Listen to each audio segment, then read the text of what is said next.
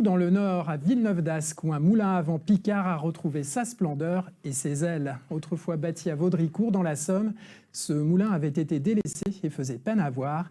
Patiemment restauré, il tourne comme une horloge. Marie Soyer, Benoît Henrion. Il a trouvé un second souffle. Ce moulin à vent, l'un des derniers en fonctionnement dans la région, est ouvert au public. Donc vous avez 4 ailes qui récupèrent le vent et on va transformer ça en force mécanique. Une visite technique et historique qui séduit les curieux du jour. J'ai un levier qu'on appelle une trempure ici, qui me permet de lever et de baisser la meule qui est au-dessus. Et c'est ce qui va faire la finesse, l'écrasement. Ces rouages-là, je connaissais pas bien. Non, progressivement, ça vient. Ouais. Non, c'est vraiment intéressant. Et l'aspect technique est passionnant. Au moins, maintenant, je sais comment fonctionne un moulin. Aujourd'hui installé dans le Nord, cet édifice vient en réalité de Vaudricourt, dans la Somme. Il date du début du 19e siècle, était utilisé pour fabriquer de la farine. Mais en 1988, le bâtiment, alors très fragilisé et abîmé par les intempéries, est démonté.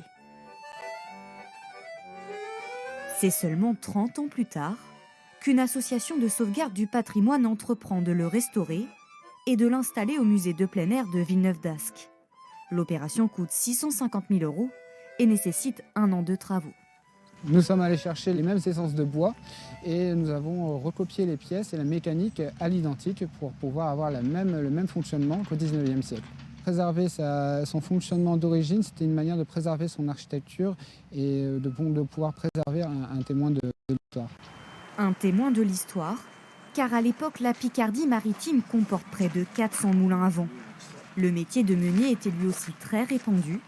Avec cette reconstruction, le maître des lieux espère un rebond de l'activité.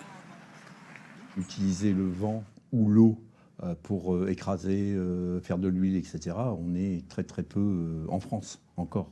C'est pour ça que j'essaye de transmettre le plus longtemps possible ma passion. Actuellement, les grains de blé sont moulus pour la nourriture des animaux présents au musée de plein air.